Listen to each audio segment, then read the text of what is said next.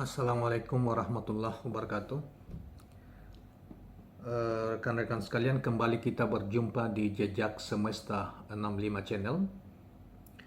Saya berharap bahwa kita semua dalam keadaan sehat walafiat. Semoga kita semua dalam keadaan sehat walafiat sehingga kita dapat melaksanakan kegiatan kita sehari-hari dengan sebaik-baiknya. Kawan-kawan, kita kembali mengikuti suatu perkembangan politik pemerintahan terakhir ini, terutama terkait dengan ini. Sebetulnya sudah lama tetapi hampir jarang orang membahasnya secara terbuka dan serius, terkait dengan masalah penunjukan pejabat gubernur atau pejabat wali kota, bupati, atau pelaksana tugas dalam istilah yang paling umum.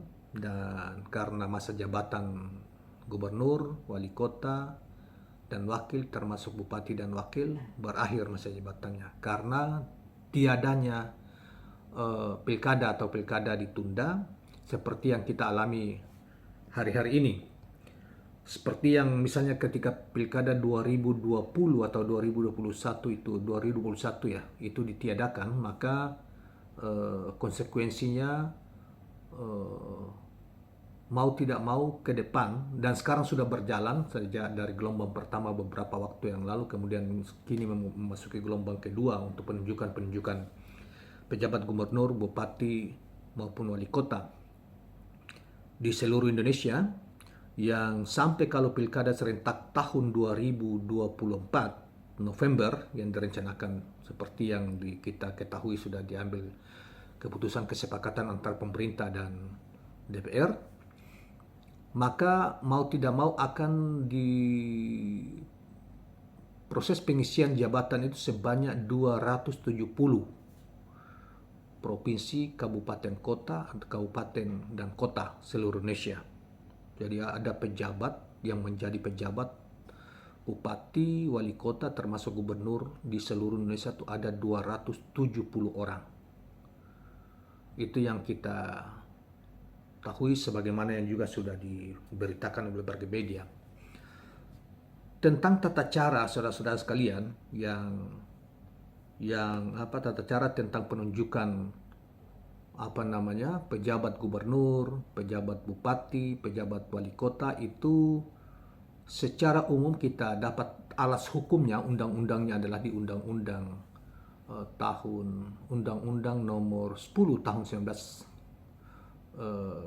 2016 tentang pilkada atau pemilu kada, yang kemudian diatur lebih lanjut dengan peraturan Menteri Dalam Negeri nomor 74 tahun 2016. Saudara sekalian, kembali ini terjadi lagi dalam prakteknya. Misalnya di dalam peraturan menteri itu diatur bahwa kalau untuk pejabat gubernur itu tercantum di pasal, di pasal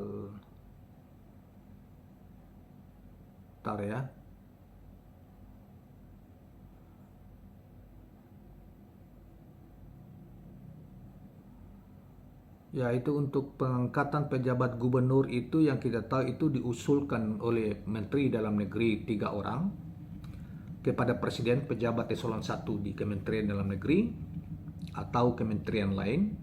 Tapi di sini tidak disebutkan di kementerian lain, tetapi pejabat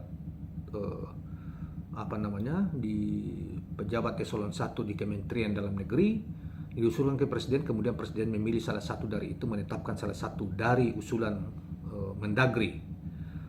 Nah, untuk menjadi pejabat gubernur di tempat yang dituju. Itu proses pemilihannya. Kemudian untuk wali kota dan bupati, itu gubernur diminta mengajukan 3 nama pejabat eselon 2 di Pemda, di lingkungan kantor gubernur provinsi yang bersangkutan untuk ke Menteri Dalam Negeri. Kemudian Menteri Dalam Negeri memutuskan salah satu di antara itu. Jika gubernur kepala daerah tidak mengusulkan mana-mana calon pelaksana tugas tidak diajukan oleh gubernur, maksimal 3 orang ke Menteri Dalam Negeri, maka Menteri Dalam Negeri bisa menetapkan PLT atau pejabat bupati wali kota dimaksud. Nah, masalahnya saudara sekalian, pada beberapa bulan yang lalu ketika angkatan pertama banyak bupati dan gubernur, termasuk gubernur Banten, gubernur DKI yang lalu ya, kemudian di seluruh Indonesia, itu banyak sekali Kemendagri tidak mengakomodir usulan-usulan, terutama kepala bupati dan wali kota ya, yang diajukan oleh gubernur, sehingga banyak reaksi yang timbul. Salah satunya termasuk dari Maluku Utara, yaitu tentang Kabupaten Morotai pada saat itu, yang berakhir masa baktinya pada bulan Mei kalau tidak salah, yang diajukan gubernur tapi tidak dipakai. Yang dipakai adalah dia Mendagri menunjuk sekda di tempat itu, di Kabupaten Morotai, yang tidak diajukan oleh gubernur Maluku Utara. Kemudian itu juga bukan hanya di situ, termasuk di Sulawesi Tenggara yang kemudian gubernurnya marah-marah dan lain sebagainya. Di tempat lain juga seperti itu. Nah, karena yang kemudian ada yang ditunjuk dari Jakarta, ada yang ditunjuk dari di luar daerah tapi tidak diajukan oleh gubernur. Padahal kita tahu bahwa statuta gubernur itu adalah wakil pemerintah pusat di daerah. Nah, jadi ini seakan-akan walaupun sebetulnya tidak mengikat ya, tidak mengikat. Tetapi di situ kan dalam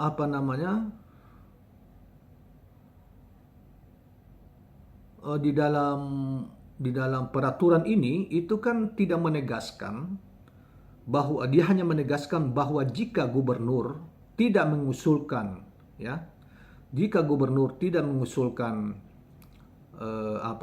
pelaksana tugas atau pejabat yang diminta untuk mengisi jabatan di wali kota atau bupati yang kosong, maka Kemendagri dapat mengisinya, melakukan pengisian. Tetapi jika diusulkan, tidak disebutkan bahwa Mendagri di situ seakan-akan bahwa harus memilih di antara 3 yang memenuhi syarat untuk ditetapkan oleh Mendagri. Nah, tetapi prakteknya Mendagri yang sekarang ya, Mendagri Pak Tito Karnavian banyak sekali mengabaikan usulan-usulan gubernur yang mereka minta sendiri. Kan sebelumnya itu gubernur tidak akan mengajukan surat pengajuan nama-nama calon pejabat atau PLT bupati wali kota kalau belum ada surat permintaan dari Kemendagri. Nah, berdasarkan surat permintaan Mendagri itu baru gubernur mengajukan surat mengajukan nama-nama calon pejabat atau PLT bupati dan wakil bupati. Kenyataannya seperti itu. Nah, saudara sekalian, sebelum kita flashback ke belakang sedikit, kita di Maluku Utara itu dalam perkembangannya setelah angkat pertama banyak protes, kemudian Mendagri itu menyurati juga supaya ada usulan dari DPRD setempat. Misalnya ya, kita di Maluku Utara itu Kabupaten Halmahera Tengah yang nanti berakhir masa jabatannya bupati dan wakil bupatinya itu pada tanggal 23 Desember ini. Nah, itu selain ada usulan gubernur yang juga disampaikan ke Mendagri, kemudian 3 nama, kemudian juga Mendagri minta supaya ada DPRD juga mengusulkan 3 nama.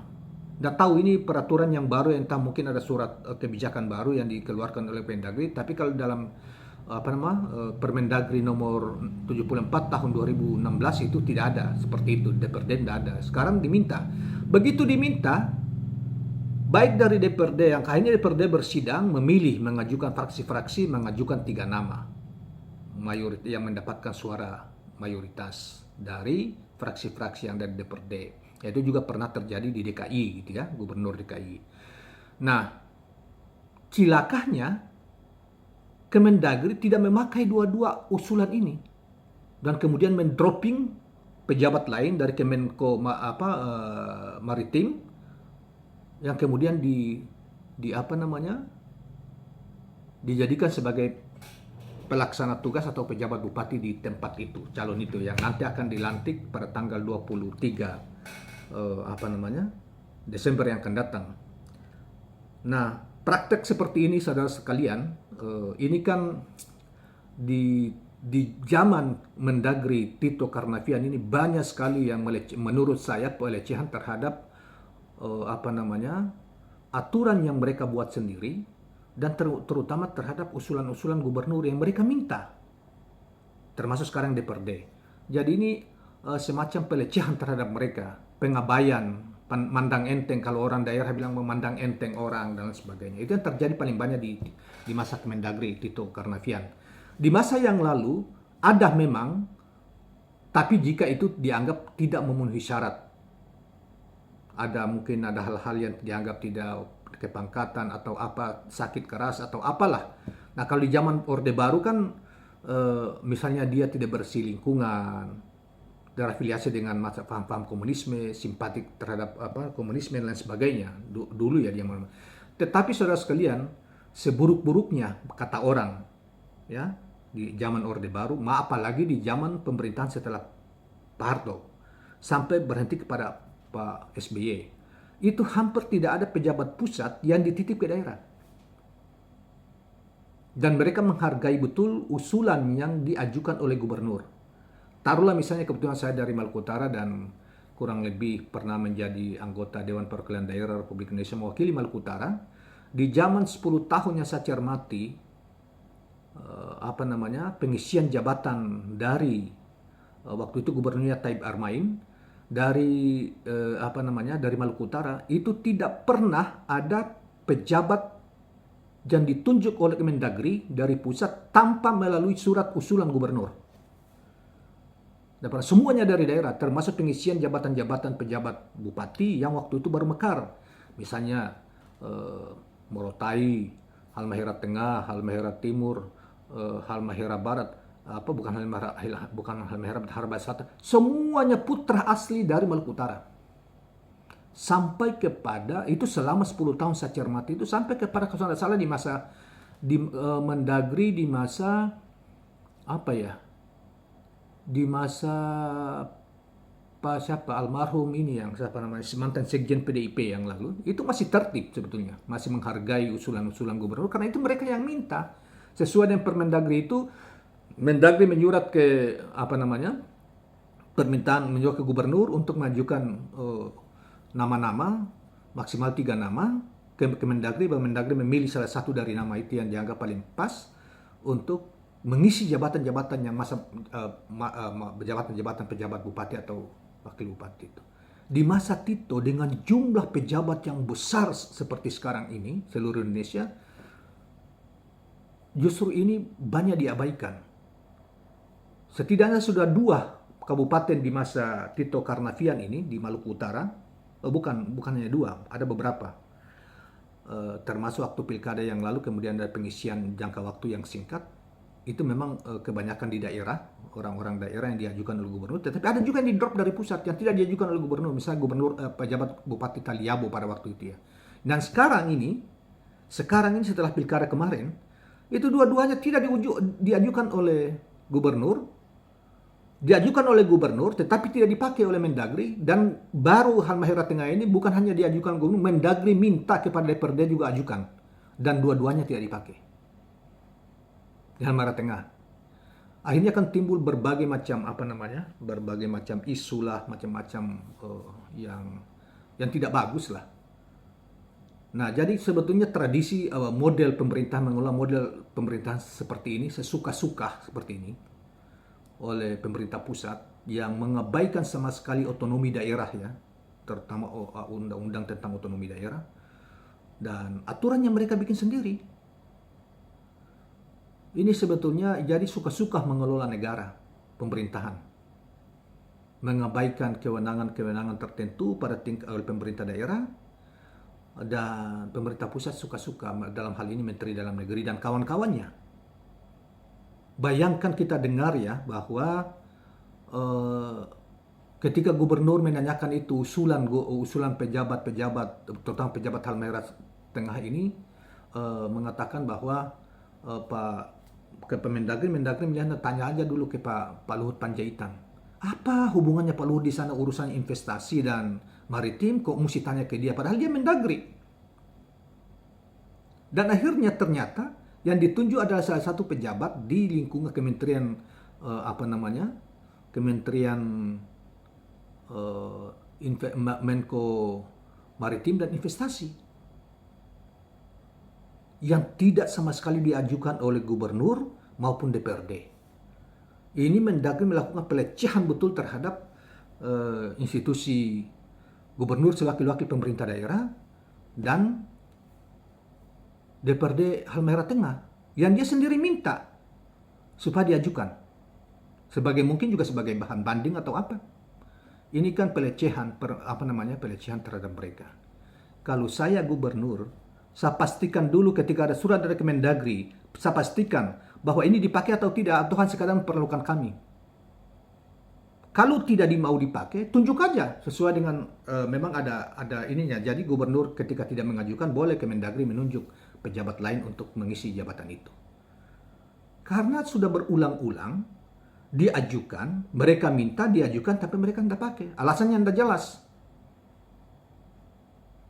Nah, mestinya Komisi 2 DPR RI, termasuk juga DPRD Provinsi, Kabupaten, Kota itu, di tempat, terutama di Maluku Utara yang kejadian ini, dan bukan hanya di Maluku Utara, di seluruh Indonesia ini memprotes, bila perlu mengajukan ke Pengadilan Tata Usaha Negara. Karena di dalam peraturan itu, Kemendagri itu tidak menyatakan jika gubernur hanya bisa melakukan pengisian, menunjuk. Di lain itu, kalau gubernur tidak mengajukan calon-calon pejabat itu. Sekarang mereka yang minta, mereka juga yang mengabaikan. Kita dengarkan isu-isu bahwa itu karena di sana ada beberapa perusahaan misalnya IWIB dan apa-apa itu perusahaan tambang nikel yang disebut-sebut ada di dalamnya kepentingan orang-orang tokoh-tokoh tertentu di pemerintahan, dan itu dalam rangka katanya untuk keamanan, kepentingan pengamanan. Lah kalau pengamanan kan urusan polisi, termasuk TNI untuk membantu. Apa urusannya dengan yang bersangkutan? Jadi ini banyak yang sebetulnya mesti pada saatnya pemerintah daerah itu mengkritisi, tidak boleh mengurus negara, mengurus pemerintahan suka-suka. Kepentingan-kepentingan tergantung kepentingannya siapa ini, seperti itu. Memprotes. DPRD juga memprotes, dan herannya saya, Komisi 2 DPR RI itu diam gitu. Termasuk DPRD Provinsi juga diam. Tidak melakukan kritik terhadap pemerintah pusat yang melakukan sewenang-wenang terhadap apa yang dilakukan oleh Kemendagri. Nah, kita tidak ada kepentingannya siapa mau ditunjuk, tetapi ini kan harus dihormati karena Anda yang minta, menyurat juga sesuai dengan peraturan perundangan yang ada. Anda juga harus hormati. Kalau Anda tidak mau pakai, tidak usah diminta. Kalau hanya diminta diusul kemudian dipermalukan untuk tidak dipakai, untuk apa? Lain hal kalau gubernur tidak mengusulkan, tidak menanggapi surat Mendagri. Ini Mendagri sekarang ini tambah lagi dengan minta supaya DPRD juga mengajukan. Juga tidak dipakai. DKI dipakai. Jadi ini kurang ajar sebetulnya Tito Karnavian ini. Di masa yang lalu seperti yang katakan tadi, selama yang saya cermati di masa Taib Armain itu gubernur 2 periode, tidak pernah ada pejabat menteri dalam negeri, pejabat yang diusulkan di luar itu atau tidak diterima, kemudian misalnya Kementerian Dalam Negeri menunjuk orang lain yang di luar usulan gubernur. Nah, pejabat Mendagri waktu itu apa? Itu TNI. Bagus sebetulnya. Sebetulnya ini mengurus, kalau Kemendagri kan dari dulu itu kan kalau dari zaman Pak Harto, kemudian ada beberapa masa-masa transisi, masa-masa Pak SBY, masa Ibu Mega, Kemendagrinya masih Pak Haris Sabarno itu semua tetap tertib seperti yang lalu. Ini hanya di masa Pak Tito Karnavian ini yang rusak. Menurut saya rusak dalam tanda petik, dalam pengertian koordinasi dan penghargaan terhadap orang yang menjadi wakil pemerintah daerah, yang mereka juga mintai sendiri, mereka abaikan. Jadi mereka pertama melecehkan pemerintah daerah yang juga di tingkat gubernur juga wakil pemerintah pusat, ya. Kemudian terakhir ini mereka melecehkan lagi apa yang mereka minta terhadap DPRD. Kalau misalnya ya, kalau misalkan pada akhirnya juga kan calon-calon yang bersangkutan itu meminta juga dukungan dari DPRD. Jadi misalnya kayak baru-baru itu ada usulan dari provinsi itu, ada beberapa nama, dari 3 itu ada 2 yang didukung juga oleh DPRD dan diajukan ke ini. Tapi tidak juga, tidak dipakai. Atau misalnya di gubernur itu tidak dipakai, tetapi di DPRD-nya dipakai dong. Jadi kita bisa menangkap apa yang di kepala mereka, apalagi daerah itu daerah investasi yang besar ya, nikel yang besar. Ini apa gitu loh. Sasarannya kemudian orang-orang tertentu dititip ke daerah atas nama mereka, dilegitimasi dalam keputusan presiden ya, untuk dijadikan sebagai pejabat di situ yang supaya mungkin mudah dikontrol dan mudah diatur ya. Sebetulnya kerjasama tidak ada masalah untuk pengaturan kerjasama untuk kepentingan daerah, untuk kepentingan bangsa ini tidak ada masalah. Tetapi kan aturannya tidak boleh ditabrak, kalian bikin sendiri, kemudian kalian saling melecehkan seperti itu. Sebelumnya tidak pernah terjadi. Di zaman SBY tidak pernah, di zaman Ibu Mega sebelumnya ada semuanya yang jadi apa yang diminta oleh Kemendagri sesuai dengan kriteria diajukan oleh gubernur, semuanya terima, tidak ada di luar itu. Termasuk sekda dan lain sebagainya. Sekarang ini ya Allah, ini saya bukan hanya di Maluku Utara. Di Maluku kejadian, di Maluku Utara kejadian, mungkin di daerah-daerah lain juga seperti itu, di Sumatera, di Kalimantan. Ini tidak boleh kalian diam, harus protes. Kan ada asosiasi pemerintahan provinsi, ada asosiasi pemerintahan ini, ya DPRD juga begitu. Dan Komisi 2 DPR RI sebagai pengawas terhadap hal ini itu diam, seribu bahasa. Mestinya itu walaupun aturannya memang memungkinkan, tapi kalau itu jika gubernur tidak mengajukan calon pejabat atau PLT dari 3 nama itu yang diminta oleh Kemendagri. Ini tidak ada. Diabaikan, terakhir DPRD juga diminta untuk membackup surat gubernur itu. Ini mereka ajukan juga. Padahal Mendagri yang minta. Diabaikan juga. Ini kan menimbulkan kecurigaan di kalangan masyarakat terhadap perilaku atau tingkah laku pemerintah pusat dan mengelola membangun hubungan pemerintahan antar daerah dan pusat.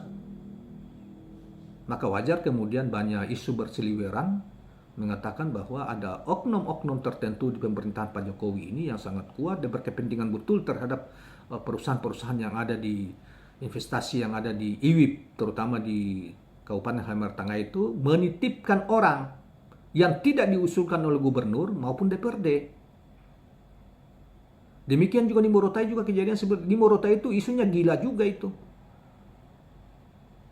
Isu uang lah segala macam, sehingga tidak orang sekda yang tidak diajukan oleh gubernur tiba-tiba ditetapkan oleh Mendagri. Kan lucu, Anda minta pejabat ke gubernur lewat surat resmi, gubernur ajukan, Anda tidak pakai, itu kan pelecehan namanya. Atas dasar itu kalau saya menyarankan kepada gubernur-gubernur di masa yang akan datang, gubernur-gubernur sekarang di masyarakat, kan dia minta oleh Mendagri, tanya ke Mendagri, kamu pakai apa enggak? Kalau kau tidak pakai, kau tunjuk aja yang lain. Daripada kita dipermalukan, wibawa marwah gubernurnya dipermainkan. Ini kan mengakali cara-cara mengelola pemerintahan seperti ini. Nah, jadi menurut saya ini, dan lucunya banyak aktivis partai ya di daerah komen di grup-grup, oh ini kan pemerintah. Jadi mereka nggak tahu aturan. Ini sudah keputusan pemerintah pusat harus diterima. Bodoh ini kita. Bukan soal itu, soal aturannya ada, dan kemudian kalau memang dia harus tetapkan sendiri, kenapa dia minta juga ke gubernur? Dan dia minta pula ke DPRD. Seharusnya kalau dia punya calon sendiri dibicarakan lah misalnya, ya ini karena begini tolong gubernur akomodir itu. Bisa sebetulnya secara tertutup itu. Ini ndak AUA diminta secara resmi tidak dipakai. Pelecehan namanya itu. Dan kalian tidak punya marwah sebagai masyarakat yang punya sebagai pimpinan partai politik di daerah atau di di ini kemudian DPRD-nya apa. Masa tidak mempersoalkan? Dan itu berulang-ulang. Apa yang kalian takutkan kalau DPRD yang persoalkan? Takut karena ada luka misalnya. Sehingga takut nanti diperiksa oleh setelah itu protes kemudian dipanggil-panggil oleh polisi atau apalah ininya. Demikian juga gubernur.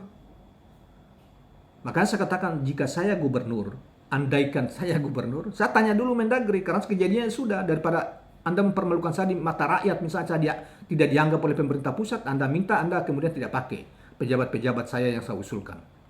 Padahal jelas dalam undang-undang itu. Memang di dalam undang-undang Kemendagri boleh mengirim orang jika gubernur tidak mengusulkan atau usulan itu misalnya dianggap punya rekam jejak yang jelek karena tersangkut misalnya persoalan hukum misalnya. Ini kan enggak. Dan tidak mungkin gubernur itu mengusulkan 3 orang itu semuanya jelek misalnya rekam jejaknya bisa bermasalah hukum misalnya. Jadi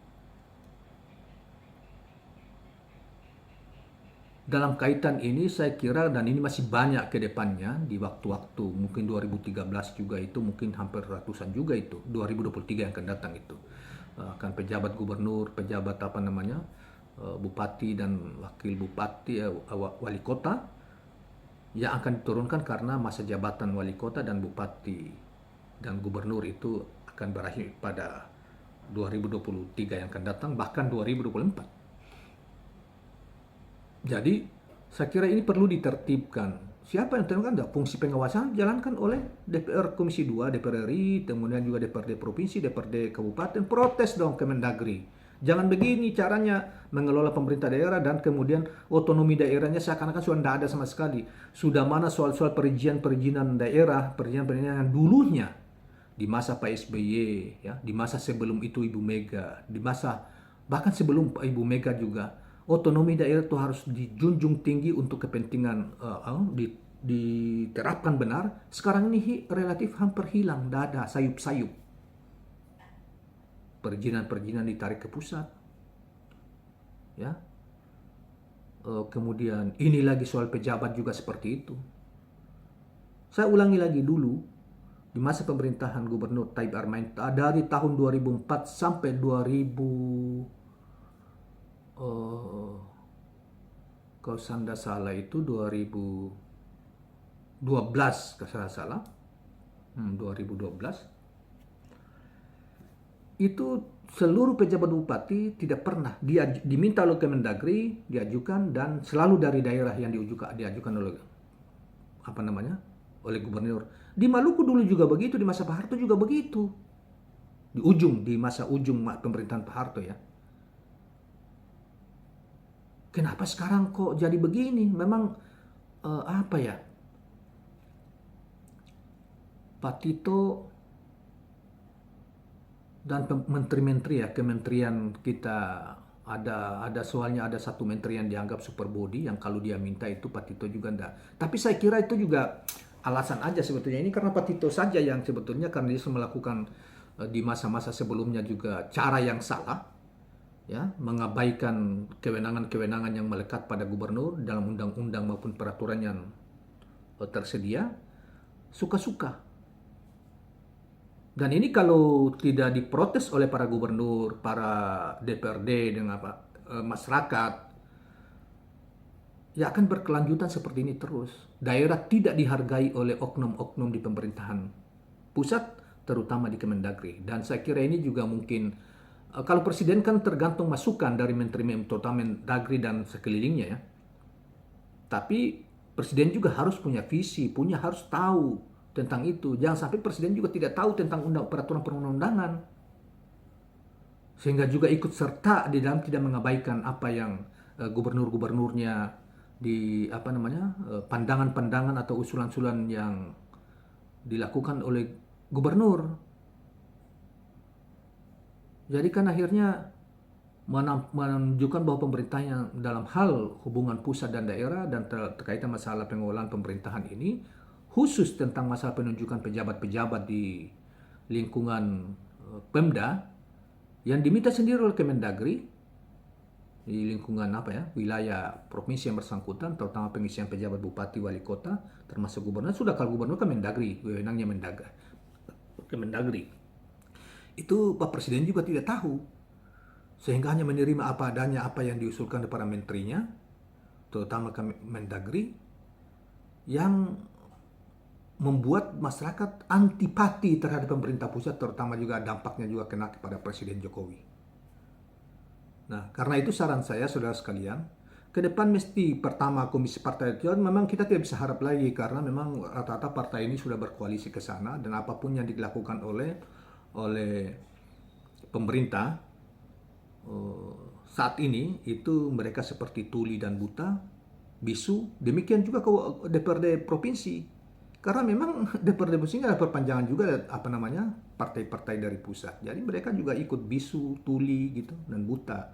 Tidak melihat bahwa ada pelanggaran-pelanggaran atau pelecehan terhadap apa yang dilakukan oleh pemerintah, terutama dalam hal ini Kemendagri, terhadap kewenangan-kewenangan yang melekat pada gubernur mereka atau kepala daerah mereka. Dan kepala daerah mereka juga ya harus protes juga. Apakah mereka juga ada luka sehingga tidak berani protes? Jangan sampai digali-gali masalahnya. Anda boleh begitu, kalaupun tuh ada luka yang belum juga tentu benar luka itu bisa sembuh, ya jangan diperlakukan seperti itu. Kalau Anda tidak pakai usulan mereka, ngapain kau surati mereka untuk mengajukan pejabat-pejabat untuk kemudian dibohongi? Di Maluku Utara sudah 2 kali dan dilakukan oleh Tito Karnavian, 3 kali malah sebetulnya. Yang juga dilakukan oleh Tito Karnavian. Dari Mendagri kita ini, mohon maaf, Anda biar mantan Kapolri, tapi dalam urusan pemerintahan Anda mungkin Anda tahu, tapi Anda sengaja melecehkan gitu. Yang lalu-lalu sipil seperti Pak Cahyo tidak seperti itu. Kalaupun toh ada mungkin 1-2 lah, itu pun ada dengan pertimbangan-pertimbangan yang tertentu sehingga diterima oleh gubernur. Di masa lalu tidak ada, terutama pengisian masa jabatan waktu banyak daerah-daerah dimekarkan. Semuanya dari daerah, pejabat-pejabat yang memenuhi syarat dari daerah yang kemudian ditempatkan sebagai pejabat-pejabat bupati dan pejabat wali kota. Ini kok aneh kali ini. Tiba-tiba ada tentara aktif gitu loh. Tiba-tiba ada polisi aktif. Ini di zaman ini nih. Padahal ranah itu adalah ranah sipil. Pejabat-pejabat sipil. Jadi kawan-kawan sekalian, saya kira itu hanya sedikit saja peraturan yang terkait dengan ini, yaitu sebetulnya itu bukan peraturan Menteri Dalam Negeri nomor 74 tahun 2016 yang merefer kepada undang-undang turunan dari Undang-Undang nomor 10 tahun 2016 tentang pilkada. Nah, saudara sekalian, jadi saya kira itu, dan mungkin juga ada aturan-aturan teknis yang lain, tetapi saya kira induknya di situ dan pasti dan secara prosedural kan memang Mendagri menyurat dulu ke gubernur untuk meminta nama-nama gitu. Kemudian yang lalu juga baru lagi mungkin ada edaran baru yang kemudian dipraktekkan di DKI pertama itu minta DPRD untuk fraksi-fraksi untuk mengajukan nama-nama calon gubernur. Kemudian di Halteng ini, di Halmahera Tengah ini, Mendagri dan dimuat di media kok ininya, minta supaya segera mengajukan nama-nama selain gubernur ya, yang tercantum dalam peraturan maupun undang-undang, mengajukan 3 nama. Kemudian dia minta juga ke DPRD. Dua-dua yang usulan itu yang kalau sanda salah, putusan DPRD itu mengakomodir 2 nama dari 3 usulan gubernur. Kemudian ada tambahan 1 dari Sekda Halteng. Tidak dipakai juga. Tidak dipakai juga. Kan kalau orang kita ya, itu sudah kata kurang ajar namanya, kata kurang ajar. Tidak terdidik sebetulnya. Kurang ajar itu sebetulnya orang ini tidak punya sopan santun.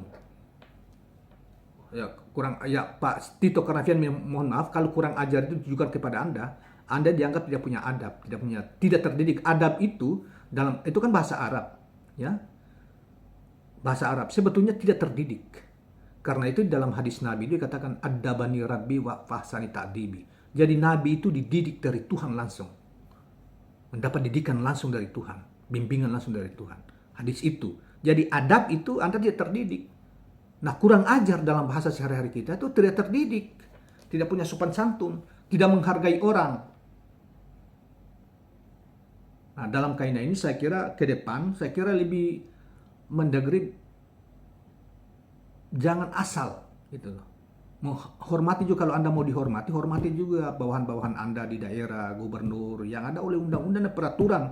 Kemendagri juga mengatur tentang itu. Kalau Anda tidak berkenan, Anda minta ke gubernur, nggak usah ini, nggak usah usulkan, nanti kami aja yang ada pejabatnya akan mau turunkan gitu loh. Bilang aja karena memang ada kegiatan, tapi tidak bisa. Karena gubernur, jika gubernur tidak mengusulkan, baru Anda bisa menunjuk pejabat tertentu mengisi jabatan itu. Akan halnya misalnya Anda mengusulkan 3 nama dari jajaran eselon 1 di lingkungan Anda atau lingkungan yang lain yang Anda bisa pinjam di departemen lain, seperti di Gorontalo itu, pejabat gubernur Gorontalo kan Anda minta dari salah satu deputi di Kemenpora. Nah, Anda taruh di sana. Kalau stok di Kemendagri itu sudah habis eselon 1-nya, ajukan ke presiden, dan presiden memilih 3 nama dari yang Anda ajukan itu, menetapkan salah satu dari 3 nama itu. Demikian juga di ini, mestinya Anda minta baik-baik menyurat secara resmi ke gubernur, atas dasar surat itu gubernur mengajukan 3 nama. Begitu mestinya Anda hormati. Kemudian belakangan kamu tambah lagi minta DPRD juga mengajukan. Mestinya Anda hormati. Ini Anda kemudian mengabaikan semua. Nah, pantas kalau misalnya kita melekatkan kata kurang ajar itu misalnya kepada Anda, Mendagri. Tidak paham, tidak suka-suka, otoriter sebetulnya. Mengabaikan peraturan mainan, aturan main itu otoriter namanya. Dan zalim sebetulnya itu. Zalim itu melakukan sesuatu di luar aturan. Dalam konteks ini ya, mempermalukan orang yang berdampak pada orang itu merasa rendah, terhina. Ini yang Anda lakukan sebetulnya. Oleh karena itu Pak Gubernur seluruh Indonesia ya, ini ada wilayah, ada otonomi ada wilayah kekuasaan ada pada Anda juga dalam kaitannya dengan ini. Demikian teman-teman aktivis demokrasi, yang teman-teman yang tahu tentang ilmu tata negara, bicara dong yang kayak gini supaya negeri ini bisa diluruskan oleh pemerintah, oleh oknum-oknum pemerintah tertentu yang melakukan suka-suka terhadap melakukan suka-suka dalam menjalankan tugasnya sebagai pemerintah dalam bidangnya tentu masing-masing gitu. Terutama dalam kaitan ini Kemendagri, Menteri Dalam Negeri Pak Tito Karnavian. Baiklah kawan-kawan sekalian, itulah ulasan kita tentang soal ini pada kesempatan ini. Mudah-mudahan bermanfaat, dan jangan lupa subscribe dan like channel ini. Assalamualaikum warahmatullahi wabarakatuh.